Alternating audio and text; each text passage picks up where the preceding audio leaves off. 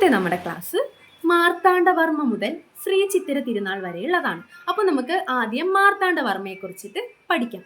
അപ്പോൾ എൻ്റെ കൂടെ തന്നെ പഠിച്ചു പോവുക. ഞാൻ പറയുന്ന ഓരോ ക്വസ്റ്റ്യൻസും അപ്പോൾ തന്നെ പഠിക്കാൻ ശ്രമിക്കുക. പിന്നീടപ്പം റിപ്പീറ്റ് ചെയ്ത് കേൾക്കേണ്ട ആവശ്യം വരത്തില്ല, കൂടെ തന്നെ പഠിച്ചു പോവുക. അപ്പോൾ സ്റ്റേറ്റ്മെൻറ്റ് ടൈപ്പിലാണല്ലോ ഇപ്പോൾ നമുക്ക് ക്വസ്റ്റ്യൻസ് വരുന്നത്, അപ്പോൾ അതനുസരിച്ച് തന്നെ എല്ലാവരും പഠിക്കുക. മാർത്താണ്ഡവർമ്മ ജനിച്ചതോ 1706 മാർത്താണ്ഡവർമ്മ ജനിച്ചത് 1706. അദ്ദേഹത്തിന്റെ ഭരണകാലം എത്രയായിരുന്നു? 1729 മുതൽ 1758 വരെ, 1700 ആ ഒരു കാലഘട്ടത്തിലാണ്. ഇനി അദ്ദേഹം മരിച്ചത് 1758. ഇത്രയുമാണ് ഒരു ഡേറ്റ് എന്ന് പറയുന്നത്. ഇനി നമ്മുടെ മാർത്താണ്ഡവർമ്മ ഭരണത്തിൽ വരുന്ന സമയത്ത് അവിടുത്തെ ആ ഒരു ഭരണം എന്ന് പറയുന്നത് ഭയങ്കര അതൃപ്തികരമായിരുന്നു. അതായത് രാജ്യത്തിന്റെ സാമ്പത്തിക സ്ഥിതിയൊക്കെ ശരിക്കും മോശമായിരുന്നു അദ്ദേഹം ഭരണത്തിൽ വരുന്ന സമയത്ത്. അപ്പൊ ഇതൊക്കെ നമ്മൾ ഓർത്തിരിക്കുക. സ്റ്റേറ്റ്മെന്റിൽ ചിലപ്പോൾ വരുമ്പോൾ നമുക്ക് ഇതൊക്കെ എഴുതാൻ സാധിക്കണം. ഇനി പിന്നെ ആ സമയത്തെ അവിടുത്തെ ശക്തികൾ, അതായത് പ്രബല ശക്തികൾ എന്ന് പറയുന്ന ആരൊക്കെയായിരുന്നു? പിള്ളമാരും മാടമ്പിമാരുമായിരുന്നു. അപ്പം അവിടെ രാജാവിൻ്റെയൊക്കെ അധികാരത്തിന് പകരം അവിടെ നാടുവാഴിത്തത്തിനായിരുന്നു ഇമ്പോർട്ടൻസ് കൂടുതൽ ഉണ്ടായിരുന്നത്. അപ്പം പിള്ളമാരും മാടമ്പിമാരും അത് ഓർത്തു വെക്കുക, അവരായിരുന്നു അവിടുത്തെ പ്രധാനികൾ. ഇനി പിന്നെ പറയുന്ന ഒരു പോയിന്റ്, ഡച്ചുകാരും ഇംഗ്ലീഷുകാരും പരസ്പരം മത്സരം ഉണ്ടായിരുന്ന സമയവുമായിരുന്നു. ആരൊക്കെയാണ്? ഡച്ചുകാരും ഇംഗ്ലീഷുകാരും. പിന്നത്തെ ഒരു ക്വസ്റ്റ്യൻ ആണ്, ഓർത്തു വയ്ക്കണം. രാജാവിന്റെ അധികാരത്തെ പൂർണ്ണമാക്കുക എന്ന ലക്ഷ്യത്തോടെ മാർത്താണ്ഡവർമ്മ കൈക്കൊണ്ട നയം എന്താണ്? എന്താണ് മാർത്താണ്ഡവർമ്മ കൈക്കൊണ്ട നയം? ചോരയുടെയും ഇരുമ്പിന്റെയും നയം. അപ്പം ചോരയുടെയും ഇരുമ്പിന്റെയും നയമാണ് രാജാവിന്റെ അധികാരത്തെ പൂർണ്ണമാക്കുക എന്ന ലക്ഷ്യത്തോടെ മാർത്താണ്ഡവർമ്മ കൈക്കൊണ്ട നയം. എന്താണ് ആ നയം? ഒന്നുകൂടി പറഞ്ഞേ. ചോരയുടെയും ഇരുമ്പിന്റെയും നയമാണ്. ഇനി അടുത്തൊരു ക്വസ്റ്റ്യൻ, ലക്ഷ്യം നേടിയെടുക്കാൻ ആരുടെയൊക്കെ പിന്തുണയാണ് മാർത്താണ്ഡവർമ്മ സ്വീകരിച്ചത്? അദ്ദേഹത്തിന്റെ ലക്ഷ്യം നേടിയെടുക്കാൻ ആരുടെയൊക്കെ പിന്തുണയാണ് അദ്ദേഹം സ്വീകരിച്ചത്? ഇംഗ്ലീഷ് ഈസ്റ്റ് ഇന്ത്യ കമ്പനിയും മധുര നായ്ക്കന്മാരുടെയും. അപ്പം ഇംഗ്ലീഷ് ഈസ്റ്റ് ഇന്ത്യ കമ്പനിയുടെയും മധുര നായ്ക്കന്മാരുടെയും എന്താണ് പിന്തുണയാണ് നമ്മുടെ ലക്ഷ്യം നേടിയെടുക്കാൻ നമ്മുടെ മാർത്താണ്ഡവർമ്മ സ്വീകരിച്ചത്. ഓക്കെ ആയോ? ഇനി അടുത്തൊരു ക്വസ്റ്റ്യൻ, മാർത്താണ്ഡവർമ്മ ഭരണത്തിലെത്തിയപ്പോൾ ആദ്യം ശ്രദ്ധ കേന്ദ്രീകരിച്ചത് എന്തിലൊക്കെയാണ്? അദ്ദേഹം ഭരണത്തിൽ വന്നപ്പോൾ എന്തിലൊക്കെയോ ശ്രദ്ധ കേന്ദ്രീകരിച്ചു. അത് എന്തിലൊക്കെയാണ്? സാമ്പത്തിക സ്ഥിതി മെച്ചപ്പെടുത്തുക, അതുപോലെ തന്നെ പൊതുചെലവിൽ മിതമായ ചെലവ് ഉറപ്പുവരുത്തുക. അപ്പം അദ്ദേഹം നല്ല നല്ല കാര്യങ്ങളാണ് അല്ലേ ഭരണത്തിൽ വരുമ്പോൾ ചെയ്തുകൊണ്ടിരുന്നത്. അപ്പോൾ എന്തൊക്കെയാണ് അദ്ദേഹം നോക്കിയത്?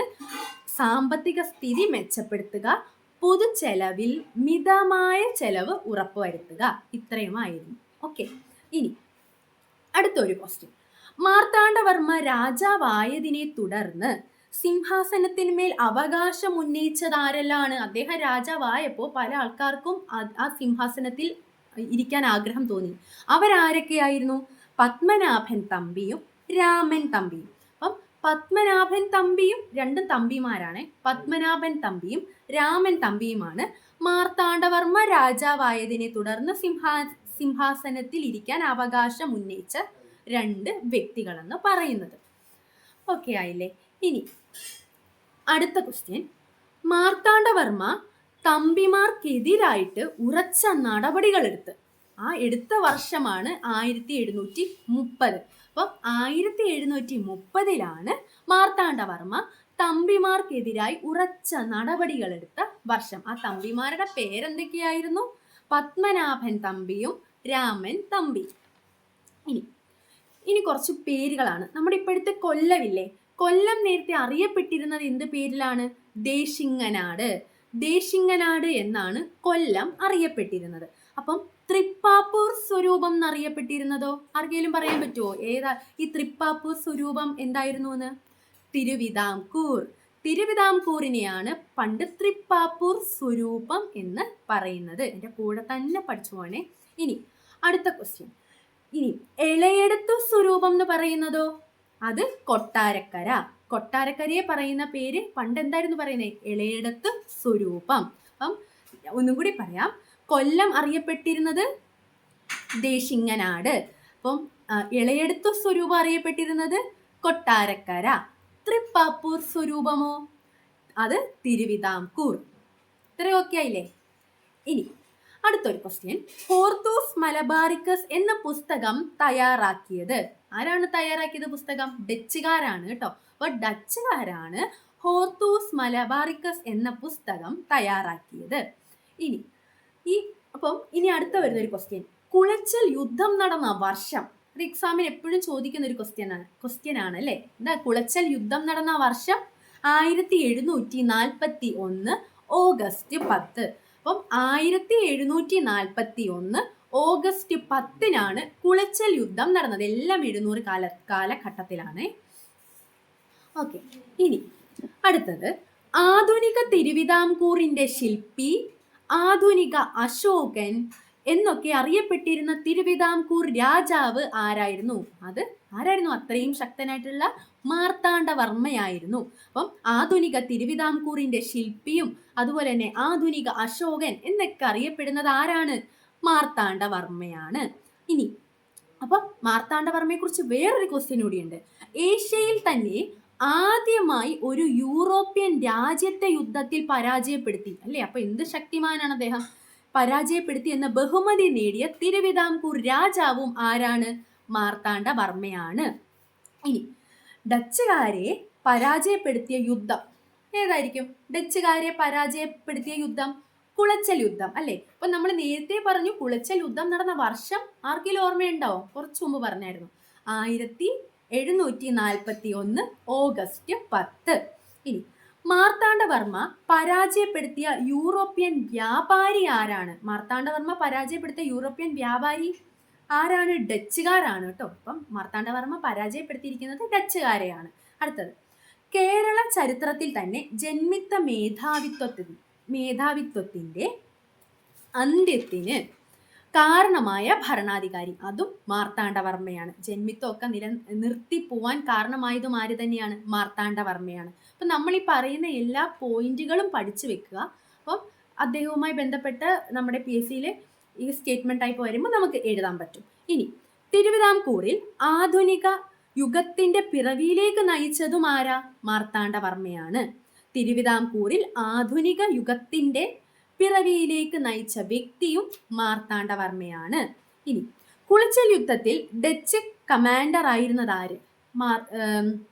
കുളച്ചൽ യുദ്ധത്തിൽ ഡച്ച് കമാൻഡർ ആയിരുന്നത് ആരാണ്? ഡിലനോയി. ഇതൊരു നല്ലൊരു ക്വസ്റ്റ്യൻ ആണ്. അപ്പം കുളച്ചൽ യുദ്ധത്തിൽ ഡിലനോയാണ് ഡച്ച് കമാൻഡർ ആയിരുന്നത്. ഇനി ജന്മിത്തം അവസാനിപ്പിച്ച ഭരണാധികാരി നേരത്തെ നമ്മളൊരു ക്വസ്റ്റ്യനിൽ പറഞ്ഞല്ലേ, ആരാണ്? മാർത്താണ്ഡവർമ്മയാണ്. ഇനി ഒരു ക്വസ്റ്റ്യൻ. തൃപ്പടിദാനം നടന്ന വർഷം. തൃപ്പടിദാനം നടന്നത് 1700-കളിലാണ്. മാർത്താണ്ഡവർമ്മയുടെ വരുമ്പം 1750 ജനുവരി 3 തൃപ്പടിദാനം നടന്ന വർഷം. അപ്പം ഞാൻ ഒന്നും കൂടി ചോദിക്കാം. കുളച്ചൽ യുദ്ധം നടന്ന വർഷം 1741 ഓഗസ്റ്റ് 10. അപ്പം ഒന്നാം തൃപ്പടിദാനം നടന്ന വർഷം 1750 ജനുവരി 3. ഇനി മാർത്താണ്ഡവർമ്മ എന്ന നോവൽ എഴുതിയത് ആര്? അറിയാമോ? മാർത്താണ്ഡവർമ്മ എന്ന നോവൽ എഴുതിയത് ആരാണ്? CV രാമൻപിള്ള. അപ്പം CV രാമൻപിള്ളയാണ് മാർത്താണ്ഡവർമ്മ എന്ന നോവൽ എഴുതിയത്. ഇനിയും അടുത്ത ഒരു ക്വസ്റ്റ്യൻ. മാർത്താണ്ഡവർമ്മയുടെ കാലത്ത് തിരുവിതാംകൂറിന്റെ തലസ്ഥാനം ഏതായിരുന്നു? കൽക്കുളമായിരുന്നു മാർത്താണ്ഡവർമ്മയുടെ കാലത്തെ തിരുവിതാംകൂറിന്റെ തലസ്ഥാനം എന്ന് പറയുന്നത്. ഏതാണ്? കൽക്കുളം. ഇനി ഹിരണ്യഗർഭം, അതുപോലെ തന്നെ മുറജപം, ഭദ്രദീപം, തുലാം പുരുഷദാനം എന്നിവയൊക്കെ നേതൃത്വം കൊടുത്തത് ആര് തന്നെയാണ്? മാർത്താണ്ഡവർമ്മയാണ് അല്ലേ? മാർത്താണ്ഡവർമ്മയുടെ വ്യാപാര തലസ്ഥാനം ഏതായിരുന്നു? വ്യാപാര തലസ്ഥാനം മാവേലിക്കരയാണ് മാർത്താണ്ഡവർമ്മയുടെ വ്യാപാര തലസ്ഥാനം. ഇനി തിരുവിതാംകൂറിലെ ആദ്യത്തെ ദിവാൻ ആരാണ്? ആദ്യത്തെ ദിവാനാണ് അറുമുഖം പിള്ള. അറുമുഖം പിള്ളയാണ് തിരുവിതാംകൂറിലെ ആദ്യത്തെ ദിവാൻ. അപ്പൊ തിരുവിതാംകൂറിലെ ആദ്യത്തെ ദിവാൻ ആരാണ്? അറുമുഖം പിള്ള. മാർത്താണ്ഡവർമ്മയുടെ മന്ത്രി അപ്പ ആരായിരുന്നു? രാമയ്യൻ ദളവ. ദളവയായിരുന്നു അല്ലേ? അപ്പൊ മാർത്താണ്ഡവർമ്മയുടെ മന്ത്രി രാമയ്യൻ ദളവ. ഇനി നെയ്യാറ്റിൻകരയിലെ രാജകുമാരൻ എന്ന് വിശേഷിപ്പിക്കുന്നത് ആര് തന്നെയാണ്? മാർത്താണ്ഡവർമ്മ. മാർത്താണ്ഡവർമ്മയാണ് നെയ്യാറ്റിൻകരയിലെ രാജകുമാരൻ. അടുത്തത്, തിരുവിതാംകൂറിൽ പതിവ് കണക്ക് സമ്പ്രദായം കൊണ്ടുവന്നതും മാർത്താണ്ഡവർമ്മ അല്ലെ. ഒത്തിരി കാര്യങ്ങൾ മാർത്താണ്ഡവർമ്മ ഭരണത്തിൽ വരുമ്പോൾ ചെയ്തിട്ടുണ്ട്. അപ്പം തിരുവിതാംകൂറിൽ പതിവ് കണക്ക് സമ്പ്രദായം കൊണ്ടുവന്നതും ആര് തന്നെയാണ്? മാർത്താണ്ഡവർമ്മയാണ്. അപ്പം അദ്ദേഹത്തിന്റെ ഇനിയും കുറച്ചധികം പോയിന്റുകളുണ്ട്. മാർത്താണ്ഡവർമ്മ തന്നെയാണ് അതിന്റെ എല്ലാ ആൻസർ ഞാൻ പറയാം. കന്യാകുമാരിക്ക് സമീപം വട്ടക്കോട്ട നിർമ്മിച്ചു. ഓക്കെ, കന്യാകുമാരിക്ക് സമീപം, ഇതൊക്കെ സ്റ്റേറ്റ്മെന്റ് ടൈപ്പിൽ വരാം, അതുകൊണ്ട് കൂടെ തന്നെ പഠിച്ചു പോവാ. കന്യാകുമാരിക്ക് സമീപം വട്ടക്കോട്ട നിർമ്മിച്ചു. പൊന്മന അണക്കെട്ട്, പുത്തൻ അണക്കെട്ട് നിർമ്മിച്ചു. ഒന്നുകൂടി പറയാം, പൊന്മന അണക്കെട്ട്, പുത്തൻ അണക്കെട്ട് നിർമ്മിച്ചു. അതുപോലെ തന്നെ രാജ്യ വിസ്തൃതി ഏറ്റവും കൂടുതൽ വർദ്ധിപ്പിച്ചു. രാജ്യത്തിൻ്റെയൊക്കെ വിസ്തൃതി ഏറ്റവും കൂടുതൽ വർദ്ധിപ്പിച്ചു. പിന്നെന്താണ്? മുറജപം, ഭദ്രദീപം പത്മനാഭസ്വാമി ക്ഷേത്രത്തിൽ ആരംഭിച്ചു.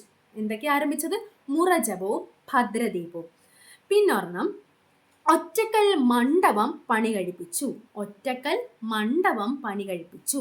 ഇനി കായംകുളത്തെ കൃഷ്ണപുരം കൊട്ടാരവും പണി കഴിപ്പിച്ചു. എവിടത്തെയാ? കായംകുളത്തെ കൃഷ്ണപുരം കൊട്ടാരവും എന്ത് ചെയ്തു? പണി കഴിപ്പിച്ചു. ഇനി ഉദയഗിരി കോട്ട പുതുക്കി പണിതു. അപ്പൊ എന്തൊക്കെ കാര്യങ്ങളാണല്ലേ അദ്ദേഹം ചെയ്തത്? ഉദയഗിരി കോട്ട പുതുക്കി പണിതു. ഇനി അടുത്തത്, ശ്രീ പത്മനാഭസ്വാമി ക്ഷേത്രം പുതുക്കി പണിതു. അപ്പം ഉദയഗിരി കോട്ട പുതുക്കി പണിതു, ശ്രീ പത്മനാഭസ്വാമി ക്ഷേത്രവും പുതുക്കി പണിതു. ഇനി 8 വീട്ടിൽ പിള്ളമാരെ അമർച്ച ചെയ്തു. 8 വീട്ടിൽ പിള്ളമാരെയൊക്കെ എന്താണ്? അമർച്ച ചെയ്തു. പിന്നെ തിരുവിതാംകൂറിൽ മറവപ്പട്ട എന്ന പേരിൽ ഒരു സ്ഥിരം സൈന്യത്തെ എന്നിട്ട് ഏർപ്പെടുത്തി. എന്നിട്ട് അദ്ദേഹം എന്താ ചെയ്തത്? 8 വീട്ടിൽ പിള്ളമാരെയൊക്കെ അമർച്ച ചെയ്തു. പിന്നീട് അദ്ദേഹം ചെയ്തത് തിരുവിതാംകൂറില് മറവപ്പട, നേരത്തെ ഞാൻ പറഞ്ഞൊരു മിസ്റ്റേക്ക് പറ്റി, സോറി, മറവപ്പട എന്ന പേരിൽ ഒരു സ്ഥിരം സൈന്യത്തെ ഏർപ്പെടുത്തി. എന്താണ്? മറവപ്പടയാണ് കേട്ടോ. ഇനി കള്ളക്കടത്ത് തടയാൻ വേണ്ടി അതിർത്തികളിൽ ചെക്ക് പോസ്റ്റ് സ്ഥാപിച്ചു. കള്ളക്കടത്തൊക്കെ തടയാൻ വേണ്ടിയിട്ട്.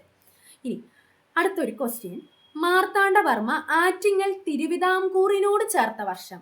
മാർത്താണ്ഡവർമ്മ ആറ്റിങ്ങല് തിരുവിതാംകൂറിനോട് ചേർത്ത വർഷം 1730. അപ്പം മാർത്താണ്ഡവർമ്മ ആറ്റിങ്ങല് തിരുവിതാംകൂറിനോട് ചേർത്ത വർഷം ഏതാണ്? 1730. അപ്പം ഇളയടത്ത് സ്വരൂപത്തെ തിരുവിതാംകൂറിനോട് കൂട്ടിച്ചേർത്ത വർഷമോ 1741. അങ്ങനാണെങ്കിൽ ഒരു ക്വസ്റ്റ്യൻ, അപ്പം ഈ എളയടത്ത് സ്വരൂപം എന്ന് പറയുന്നത് എവിടായിരുന്നു? കൊട്ടാരക്കരയായിരുന്നു അല്ലേ? അപ്പം ഈ എളയടത്ത് സ്വരൂപത്തെ തിരുവിതാംകൂറിനോട് കൂട്ടിച്ചേർത്ത വർഷം, അതായത് കൊട്ടാരക്കരയെ തിരുവിതാംകൂറിനോട് കൂട്ടിച്ചേർത്ത വർഷം 1741. അപ്പം ഈ 1741 തന്നെയാണ് കുളച്ചൽ യുദ്ധവും നടന്നത്. 1741 ഓഗസ്റ്റ് 10. അങ്ങനെയാണെങ്കിൽ തൃപ്പടിദാനം നടന്ന വർഷം 1750 ജനുവരി 3. ഇനി അപ്പം നമ്മൾ പിന്നൊരു വർഷം പറഞ്ഞു, മാർത്താണ്ഡവർമ്മ ആറ്റിങ്ങൽ തിരുവിതാംകൂറിനോട് കൂട്ടിച്ചേർത്തത് 1730. ഇളയടത്ത് സ്വരൂപം തിരുവിതാംകൂറിനോട് കൂട്ടിച്ചേർത്തത് കുളച്ചൽ യുദ്ധം നടന്ന അതേ വർഷം 1741. ഇത്രയും സെറ്റായില്ലേ? അപ്പോൾ ഇനി അടുത്തത്, കിളിമാനൂർ പിടിച്ചെടുത്ത വർഷമോ? കിളിമാനൂർ നമ്മുടെ പിടിച്ചെടുത്ത വർഷം 1742. വർഷങ്ങൾ കുറച്ചുണ്ട് ഇതിൽ, അപ്പം നമ്മൾ പഠിച്ചു തന്നെ പോവാം. കിളിമാനൂർ പിടിച്ചെടുത്ത വർഷം 1742. സ്റ്റേറ്റ്മെന്റിൽ ചിലപ്പോൾ 1742 പകരം 1743 ആണെങ്കിൽ നമുക്ക് ഇത് പഠിക്കാതെ രക്ഷയില്ല. അപ്പം നമ്മൾ പഠിച്ചേ പറ്റത്തുള്ളൂ. അപ്പോൾ കിളിമാനൂർ പിടിച്ചെടുത്ത വർഷം 1742. ഉറപ്പിച്ച് തന്നെ പോണം, 1742 കിളിമാനൂർ പിടിച്ചെടുത്ത വർഷം. ഇനി മാർത്താണ്ഡവർമ്മയുടെ ഭരണകാലത്ത് തിരുവിതാംകൂറിൽ ഭൂസർവേ അറിയപ്പെട്ടിരുന്നത്, കണ്ടോ, പണ്ടൊക്കെ ഈ ഭൂസർവേ ഒക്കെ അറിയപ്പെട്ടിരുന്നത് എന്ത് പേരിലാണ്? കണ്ടെഴുത്ത്. കണ്ടെഴുത്ത് എന്ന പേരിലാണ് മാർത്താണ്ഡവർമ്മയുടെ ഭരണകാലത്ത് തിരുവിതാംകൂറിൽ ഭൂസർവേ അറിയപ്പെട്ടിരുന്നത്. ഇനി മാർത്താണ്ഡവർമ്മയുടെ ഭരണകാലത്ത് താലൂക്കുകൾ അപ്പം എന്ത് പേരിൽ അറിയപ്പെട്ടിരുന്നത്? ഭൂസർവേ, കണ്ടെഴുത്ത്. അപ്പം താലൂക്കുകളോ? മണ്ഡപത്തും വാതുക്കൽ. മണ്ഡപത്തും വാതുക്കൽ എന്നാണ് താലൂക്കുകൾ അറിയപ്പെട്ടിരുന്നത്. ഇന്ന് എന്ത് എളുപ്പമല്ലേ നമുക്കെല്ലാം പറയാൻ, സിമ്പിളായിട്ട് പറയാം. താലൂക്ക്, ഭൂസർവേ. പക്ഷെ പണ്ട് അതിനെല്ലാം വേറെ പേരായിരുന്നു. ഭൂസർവേ കണ്ടെടുത്തെന്ന് പറയും, താലൂക്കുകൾ മണ്ഡപത്തും വാതുക്കൽ. ഇനി മാർത്താണ്ഡവർമ്മയും ഡച്ചുകാരും തമ്മിലുള്ള ഉടമ്പടി ഏതായിരുന്നു? മാർത്താണ്ഡവർമ്മയും ഡച്ചുകാരും തമ്മിലുള്ള ഉടമ്പടി ഏതാ? മാവേലിക്കര ഉടമ്പടി. അപ്പോൾ മാർത്താണ്ഡവർമ്മയും ഡച്ചുകാരും തമ്മിലുള്ള ഉടമ്പടി മാവേലിക്കര ഉടമ്പടി. അപ്പൊ നമ്മൾ മാവേലിക്കരയെ കുറിച്ചിട്ട് എന്തോ ഒന്ന് നേരത്തെ പഠിച്ചില്ലേ? അതെന്തായിരുന്നു, ഓർമ്മയുണ്ടോ? മാർത്താണ്ഡവർമ്മയുടെ വ്യാപാര തലസ്ഥാനം എവിടെയാണ്? മാവേലിക്കര. ഇനി അപ്പം ഈ മാവേലിക്കര ഉടമ്പടി നടന്ന വർഷം 1753 ഓഗസ്റ്റ് 15. 1753 ഓഗസ്റ്റ് 15 മാവേലിക്കര ഉടമ്പടി. ഇനി അപ്പം രണ്ടാം തൃപ്പടിദാനം നടന്ന വർഷവോ ഓർമ്മയുണ്ടോ? രണ്ടാം തൃപ്പടിദാനം നടത്തിയതാരാ? രണ്ടാം തൃപ്പടിദാനം ധർമ്മരാജ. വർഷം 1756. അപ്പം രണ്ടാം തൃപ്പടിദാനത്തെ കുറിച്ചൊക്കെ ഇനി നമ്മൾ പിന്നെ പഠിക്കും. പക്ഷെ ഓർത്ത് വെക്കുക, രണ്ടാം തൃപ്പടിദാനം നടത്തിയത് ധർമ്മരാജയാണ്. അത് മാർത്താണ്ഡവർമ്മയല്ല, ധർമ്മരാജയാണ്. 1756. അങ്ങനെയാണെങ്കിൽ ഒന്നാമത്തെ തൃപ്പടിദാനം നടന്ന വർഷവോ 1750 ജനുവരി 3. രണ്ടാമത്തെ തൃപ്പടിദാനം 1756, 6 വർഷത്തിന് ശേഷം. ഇനി മാർത്താണ്ഡവർമ്മയുടെ മുൻഗാമി ആര്? മുൻഗാമി ആരാ? രാമവർമ്മ. മാർത്താണ്ഡവർമ്മയുടെ രണ്ടും വർമ്മമാരാ. മാർത്താണ്ഡവർമ്മയുടെ മുൻഗാമി എന്ന് പറയുന്നത് ഒരു വർമ്മയാണ്, പേര് രാമവർമ്മ. അപ്പൊ രാമവർമ്മയാണ് മാർത്താണ്ഡവർമ്മയുടെ മുൻഗാമി എന്ന് പറയുന്നത്. ഇനി മാർത്താണ്ഡവർമ്മ കായംകുളം പിടിച്ചടക്കി തിരുവിതാംകൂറിനോട് കൂട്ടിച്ചേർത്ത യുദ്ധം, അതേത് യുദ്ധമാണ്? മാർത്താണ്ഡവർമ്മ കായംകുളത്തെ പിടിച്ചടക്കി തിരുവിതാംകൂറിനോട് കൂട്ടിച്ചേർത്തത് പുറക്കാട് യുദ്ധം. അപ്പൊ പുറക്കാട് യുദ്ധം 1746. പുറക്കാട് യുദ്ധം നടന്നത് 1746. മാർത്താണ്ഡവർമ്മ കായംകുളം പിടിച്ചടക്കി തിരുവിതാംകൂറിനോട് കൂട്ടിച്ചേർത്ത യുദ്ധമാണ് പുറക്കാട് യുദ്ധം. അപ്പം കായംകുളം, തിരുവിതാംകൂർ 1746 പുറക്കാട് യുദ്ധം. ഇനി British East India company Indian നാട്ടുരാജ്യവുമായി ഒപ്പുവെക്കുന്ന ആദ്യത്തെ ഉടമ്പടി ഏതാ? വേണാട് ഉടമ്പടി. അത് 1723. അപ്പം British East India company Indian നാട്ടുരാജ്യവുമായി, ഏതാണ്? നമ്മുടെ ഇന്ത്യൻ നാട്ടുരാജ്യവുമായി ഒപ്പുവെക്കുന്ന ആദ്യത്തെ ഉടമ്പടിയാണ് വേണാട് ഉടമ്പടി. അത് 1723. ഇനി മാർത്താണ്ഡവർമ്മ കായംകുളം രാജാവുമായി ഒപ്പുവെച്ച ഉടമ്പടി ഏതാണ്? അത് മാന്നാർ ഉടമ്പടിയാണ്. 1742. മാർത്താണ്ഡവർമ്മ കായംകുളം രാജാവുമായി ഒപ്പുവെച്ച ഉടമ്പടി മാന്നാർ ഉടമ്പടി 1742. അപ്പൊ അടുത്ത ഇനി ഒരു ഉടമ്പടിയും കൂടെ വരുന്നുണ്ട്. കേരളത്തിൽ ഡച്ച് ഭരണം അവസാനിക്കാൻ കാരണമായ ഉടമ്പടിയും ഏതാ? മാവേലിക്കര ഉടമ്പടി 1753. അപ്പൊ നമുക്ക് ഒന്നും കൂടി ഈ ഉടമ്പടികളെല്ലാം ഒന്ന് പറയാം അല്ലേ. പുറക്കാട് യുദ്ധം അതെന്തായിരുന്നു? നടന്ന വർഷം എത്രയായിരുന്നു? നമ്മൾ കുറച്ചു മുമ്പ് പറഞ്ഞല്ലേ, പുറക്കാട് യുദ്ധം 1746. പുറക്കാട് യുദ്ധം എന്തായിരുന്നു? അവിടുത്തെ മാർത്താണ്ഡവർമ്മ കായംകുളം പിടിച്ചടക്കി തിരുവിതാംകൂറിനോട് കൂട്ടിച്ചേർത്തതാണ് പുറക്കാട് യുദ്ധം 1746. അപ്പം British East India company India നാട്ടുരാജ്യവുമായി ഒപ്പുവെക്കുന്ന ആദ്യത്തെ ഉടമ്പടിയാണ് വേണാട് ഉടമ്പടി. അത് 1723. ഇനി അപ്പം മാന്നാർ ഉടമ്പടി ഏതാ? അത് മാർത്താണ്ഡവർമ്മ കായംകുളം രാജാവുമായിട്ട് ഒപ്പുവെച്ചതാണ് മാന്നാർ ഉടമ്പടി. അപ്പൊ മാവേലിക്കര ഉടമ്പടിയോ? കേരളത്തിൽ ഡച്ച് ഭരണം അവസാനിക്കാൻ കാരണമായ ഉടമ്പടിയാണ് മാവേലിക്കര ഉടമ്പടി 1753. 1753 മാസം നമ്മൾ നേരത്തെ പറഞ്ഞു, ഓഗസ്റ്റ് 15. അപ്പം മാന്നാർ ഉടമ്പടി നടന്ന വർഷം 1742.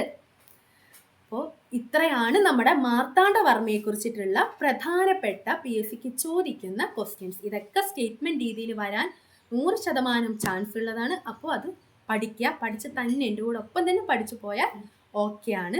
അപ്പോൾ നമ്മൾ പഠിച്ചത് വെച്ചിട്ട് ഞാൻ 1-2 ക്വസ്റ്റ്യൻസ് ചോദിക്കാം. കിളിമാനൂർ പിടിച്ചെടുത്ത വർഷം അറിയാമോ? 1742. ഇനി രണ്ടാം തൃപ്പടിദാനം നടന്ന വർഷം 1756 വർഷം മാത്രമാണ് പറയുന്നത്. പിന്നെ ഒന്നാം തൃപ്പടിദാനം നടന്നത് 1750 ജനുവരി 3. ഇനി പിന്നെ ഒരു ക്വസ്റ്റ്യൻ, മാർത്താണ്ഡവർമ്മ ആറ്റിങ്ങൽ തിരുവിതാംകൂറിനോട് കൂട്ടിച്ചേർത്ത വർഷം 1730. ഇനി ഇളയെടുത്ത് സ്വരൂപത്തെ, അതായത് കൊട്ടാരക്കരയെ തിരുവിതാംകൂറിനോട് കൂട്ടിച്ചേർത്തത് 1741. ഇനി അടുത്ത നമുക്ക് പുറക്കാട് യുദ്ധം നടന്നത് 1746 പുറക്കാട് യുദ്ധം നടന്നത്. വേണാട് ഉടമ്പടി നടന്നതോ 1723. മാന്നാർ ഉടമ്പടി 1742. മാവേലിക്കര ഉടമ്പടി 1753. അപ്പൊ ആദ്യം നടന്നത് വേണാട് ഉടമ്പടിയാണ്. അത് കഴിഞ്ഞിട്ടാണ് നമ്മുടെ മാന്നാർ ഉടമ്പടി വരുന്നത്. അത് കഴിഞ്ഞ് പുറക്കാട് യുദ്ധം, പിന്നെ മാവേലിക്കര ഉടമ്പടി. അപ്പോൾ ഇന്നത്തെ ക്ലാസ് എല്ലാവർക്കും ഇഷ്ടമായി എന്ന് വിചാരിക്കുന്നു. എല്ലാവരും എൻ്റെ കൂടെ ഒപ്പം തന്നെ പഠിച്ചു എന്ന് ഞാൻ വിചാരിക്കുന്നു. നാളെ വീണ്ടും ഇതിൻ്റെ ബാക്കി ക്ലാസ് ഞാൻ എടുക്കുന്നതാണ്. അപ്പോൾ വീഡിയോ എല്ലാവർക്കും ഇഷ്ടമായെങ്കിൽ ലൈക്ക് ചെയ്യാനും സബ്സ്ക്രൈബ് ചെയ്യാനും കമൻറ്റ് ചെയ്യാനും മറക്കരുത്. നാളെ വീണ്ടും പുതിയ അപ്ഡേറ്റ്സ് ആയിട്ട് കാണാം. കൺസിസ്റ്റൻസിയാണ് ജീവിത വിജയത്തിൻ്റെ രഹസ്യം. നന്ദി.